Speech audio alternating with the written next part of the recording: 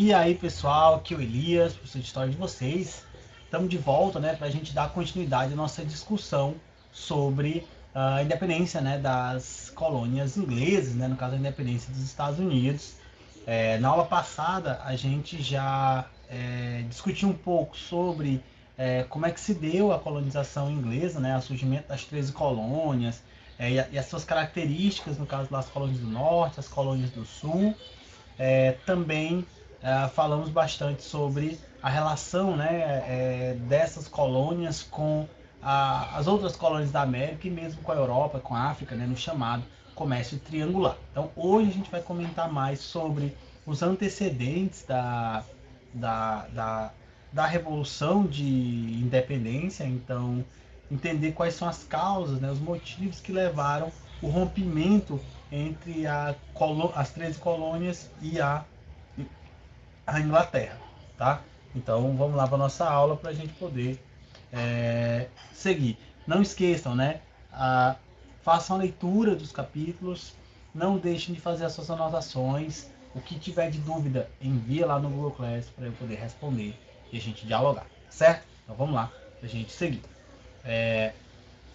Então, pessoal, assim, a independência dos Estados Unidos, ela tem, né, uma série de eventos uh, que a antecederam, né, que foram as causas da sua eclosão. Então, para entender como é que ocorre a independência dos Estados Unidos, como é que ocorre a guerra, né, a luta pela independência, é preciso entender que contexto foi esse, ali em meados do século XVIII, que levou aos colonos ingleses a se rebelar contra a coroa britânica, tá?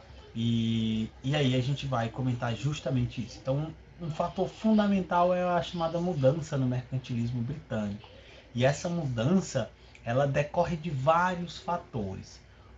Alguns deles a gente tem as revoluções inglesas lá do século XVII, as revoluções, no caso a Revolução Puritana e a Revolução Gloriosa, né, que foram ali revoluções burguesas que trouxeram à tona esse novo patamar, esse novo grupo social, né, a burguesia como um grupo politicamente dominante na Inglaterra, e também no caso no século XVIII o desenvolvimento da Revolução Industrial, né? Então quer dizer, ao longo do XVIII você vai ter um aprofundamento do processo de industrialização das principais cidades britânicas, e isso vai também se refletir na relação entre a Inglaterra e a colônia, né, que era principalmente provedora de mercadorias, de matérias primárias, muitas delas que vão ser posteriormente vão ser trabalhadas, né, e vão servir de base para a produção industrial, como é, por exemplo, o caso do algodão, já que, por exemplo, lá na Inglaterra, o primeiro setor a se industrializar, como a gente já estudou, foi o setor têxtil. Então, o algodão ele se tornava uma matéria-prima muito importante para o desenvolvimento desse setor. Então, a relação entre a coroa a colônia, ela começava a se intensificar, né? E aí também vai surgir desse processo uma divergência, né? Um conflito entre a elite colonial e a elite metropolitana, a elite inglesa, né? Porque a elite colonial se percebia como membros, né, como súditos dos reis da Inglaterra, assim como também súditos e cidadãos, né, com direitos que deveriam ser garantidos pelo parlamento e enfim, né. A elite metropolitana via de forma diferente, né? Então os colonos passavam a ser vistos como meros colonos, né? Não como súditos reais daquela monarquia. Então isso fazia com que houvesse aí uma diferença, né? Uma disputa, e a gente vai ver essas questões se aprofundando ao longo da década de 60 e 70, né? Do século XVIII, 1760, 1770, quando você vai ter uma série de leis que vão aprofundando esse descontentamento dos colonos com a atuação da coroa britânica, tá? Então aqui a gente já tem essas mudanças em relação à própria política econômica, a política de relações entre a metrópole e a colônia já começava a se modificar ao longo do século no final do século XVII e também ao longo do XVIII, em decorrência dessas transformações, né? As revoluções inglesas, a Revolução Industrial, e o surgimento dessas elites, uma elite colonial e essa elite metropolitana que divergiam, né, quanto às suas características. Além disso, a gente tem a chamada Guerra dos Sete Anos, né? A Guerra dos Sete Anos também foi um evento aí que, dentro desse contexto, vai aprofundar os descontentamentos e os conflitos entre entre os colonos e a Inglaterra. E aí você perguntaria, professor, o que foi a Guerra dos Sete Anos? Pessoal, a Guerra dos Sete Anos ela foi um conflito, né, entre a coroa britânica e a coroa francesa, ocorrida entre 1756 e 1763, e recebe o nome de 7 anos porque, né, durou 7 anos. Então, você tem a Inglaterra contra a França, disputando principalmente áreas de exploração na região aqui na colônia, né? Principalmente a região ali no vale do rio Ohio, e também no chamado, que hoje, né, é o Canadá, aquela região ali, que hoje é o Canadá. Então, quer dizer, havia uma disputa ali intensa, né, pelo controle dessa região, principalmente porque ali haviam terras indígenas, né, importantes na concepção dos britânicos, que poderiam ser cultivadas, né, possivelmente, e, enfim, né, entrariam para o domínio colonial inglês, bem como também, e esse provavelmente é um dos principais fatores, o domínio sobre a região, sobre o rio, né, que fazia, que garantia acesso a diversos outros rios da região, ou seja, se tornava um elemento muito importante na navegação aí fluvial, na navegação dos rios nessa região da América do Norte. Então, o controle desse rio poderia abrir espaço aí para uma série de outros afluentes que daria, né, ao detentor dessa região um controle, né, bem mais amplo e também uma possibilidade de expansão bem maior. Então isso vai gerar um conflito, né? As duas coroas já eram rivais por conta, enfim, né, de uma série de outros conflitos que ocorreram anteriormente. Então, eram rivais coloniais, eram rivais políticas e econômicas, e esse conflito ele vai, né, se aprofundar. Então, você vai ter 7 anos de guerra e uma guerra bastante intensa, né, em que os colonos vão enfrentar as tropas francesas, é, e os ingleses eles vão vencer, né, inclusive vencem essa guerra, só que uma vitória com custos muito elevados, né? Então, o Tratado de Paris, né, que é o tratado que encerra a guerra, ele dava, né, a série de territórios à Inglaterra, retirava alguns territórios da França, né? E aí, só que mesmo com os ganhos territoriais, os custos dessa guerra foram bastante pesados. E é aí que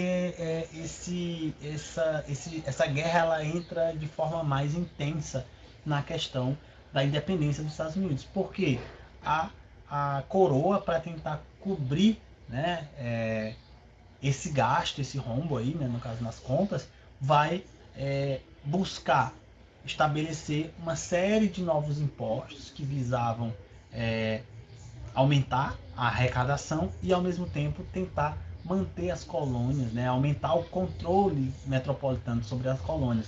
Também com aquela, justamente para dar aquela garantia de que essas colônias se submeteriam às vontades britânicas, né, inglesas. E esses dois fatores eles são fundamentais para a eclosão da guerra, né, porque você vai ter aquela. Lembra que eu falei lá na aula passada que as colônias britânicas elas tinham relativa autonomia em relação à Inglaterra?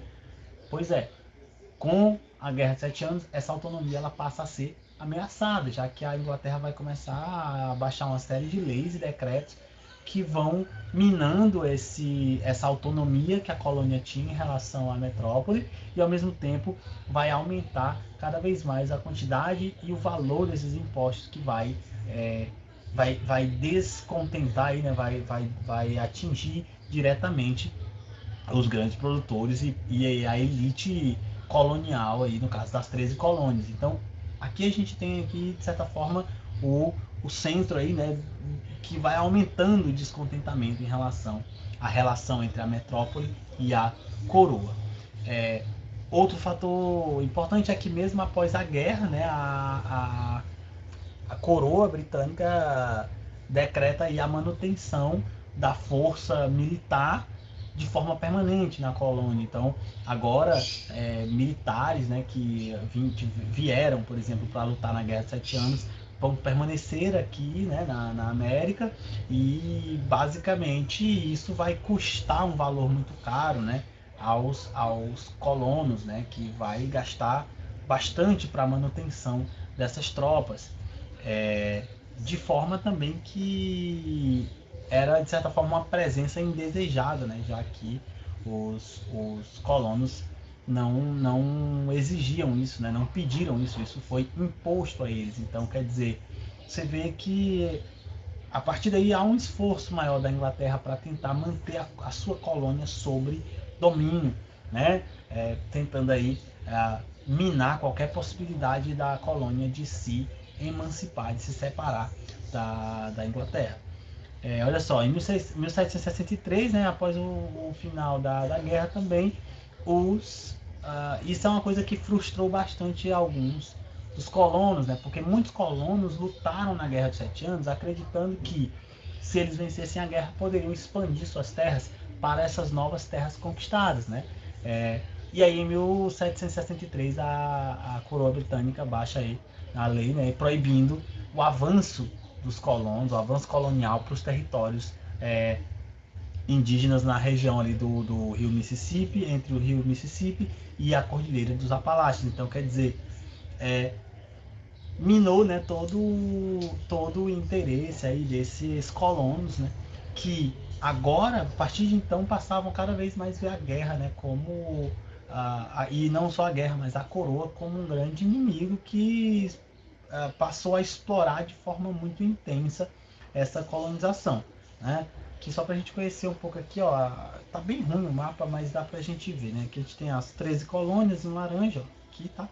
E é essa região aqui que a gente estava falando, né? O Vale do Rio Ohio, aqui, ó, essa região aqui. E aí, como você dá para ver, né? O rio ele leva a uma série de outros afluentes, olha só, que né, se tornam a navegação aqui muito importante. Então, o acesso a esse rio garantiria o acesso a esses outros afluentes. Então, a guerra acaba que não atendendo de nenhuma forma aos interesses dos colonos. Né? As terras não poderiam ser exploradas, o gasto de toda a guerra passa a cair sobre os ombros desses colonos, que agora vão passar a pagar impostos cada vez maiores, e o aumento do controle colonial vai passar a incomodar bastante a parte dessa elite colonial. Tá? É importante entender também que essa elite ela passar a se descontentar, mas nem todo mundo esteve descontente, pelo menos não até 1776, tá? Olha só, alguns dos impostos e leis criadas nesse momento. Então a gente tem, olha só, em 1700, veja só, a guerra termina em 1763. Você vai ter aí, ó, uma série de leis que vão sendo publicadas ao longo da década de 60 e da década de 70, lá do século XVIII, que vão aumentando o descontentamento. Olha só, a lei do açúcar, ou também chamada de lei da receita, né? Porque ela não incidia só sobre o açúcar, mas principalmente o açúcar. Então, olha só, ela foi publicada em 1764 e o que ela fazia o quê? Ela impunha o pagamento de tarifas alfandegárias, né, tarifas ali de importação e tudo mais, sobre a importação do melaço, né, que é um derivado do açúcar, do vinho, café, seda e linho. Então todos esses produtos passavam ali a ter uma série de impostos, né, alfandegários, que eram cobrados agora a mais, né, para a sua importação. Isso, claro, desagradou parte dessa elite colonial. Lembra que a gente viu que, por exemplo, havia um contato ali muito grande entre as Antilhas e as 13 colônias, né? E havia um comércio ali grande de açúcar e derivados. Então isso atingia diretamente, né, essa economia mais autônoma da colônia. Então, claro que essa lei desagradou de forma bastante intensa, né, lá nas 13 colônias. Olha só, aí em 1765 nós temos a chamada Lei do Selo. A Lei do Selo, ela era um imposto sobre documentos legais e textos impressos, né? Então, basicamente era o quê? Todo documento tinha que ter esse selo, né, para é, demonstrar a autorização da coroa para a sua circulação. Então, nenhum documento impresso, né, jornais, revistas, documentos e tudo mais, eles eram considerados legais se eles não tivessem esse selo. Essa lei, posteriormente, ela foi revogada, mas mesmo assim, a sua aprovação foi, né, vista por esses colonos como uma coisa assim, bem, bem autoritária da coroa britânica. Os atos de Townshend, né? Os atos de Townshend, ele foi aprovado em 1767 e basicamente determinava a taxação de outros artigos, né? Como o chá, o vidro, papel, entre outras coisas, né? Além disso, criava os chamados tribunais alfandegários, o que eram, inclusive, controlados, né, e administrados pela coroa, exercendo aí uma cobrança, né, extremamente, cada vez mais efetiva sobre os, esses, esses produtos importados. Então você vê que a coroa britânica ela foi retirando, né, aos poucos e de forma bastante autoritária aquela autonomia que essas colônias haviam experimentado antes do século aí 18, antes de meados do século 18. E por último aqui a gente tem a lei do chá de 1773, concedeu o monopólio do comércio de chá à Companhia das Índias Orientais, que basicamente era a companhia que fazia, né, o comércio. Então, os colonos ficavam ali obrigados a se submeter aos preços e às demandas impostas pela companhia, já que o monopólio pertencia a ela, né? Eles não poderiam vender nem comprar de outras de outras companhias. Então isso atingiu diretamente os produtores de chá, né? E a Companhia das Índias Orientais passava a explorar, né? Comprando, buscando comprar os produtos extremamente com preços extremamente baixos e vendendo também produtos a preços extremamente altos. Então isso vai insatisfazer de tal forma os produtores que você vai ter a chamada Festa do Chá de Boston, né, que a gente vai falar disso mais à frente, né, que foi uma revolta em decorrência dessas leis. Tá? Então aqui, pessoal, é só para a gente ter uma ideia, né, de como essa autonomia da colônia ela vai sendo retirada ao longo do século XVIII pela coroa britânica, tá bom? Então na próxima aula a gente vai falar sobre a Festa do Chá de Boston e também sobre os congressos da Filadélfia, né? O primeiro e o segundo congresso da Filadélfia, e aí posteriormente a gente vai começar a discutir a Guerra de Independência, tá bom? Então não deixem de fazer a leitura, anotem as dúvidas, me enviem no Google Class e a gente vai conversando. Então, muito obrigado por assistirem e até a próxima.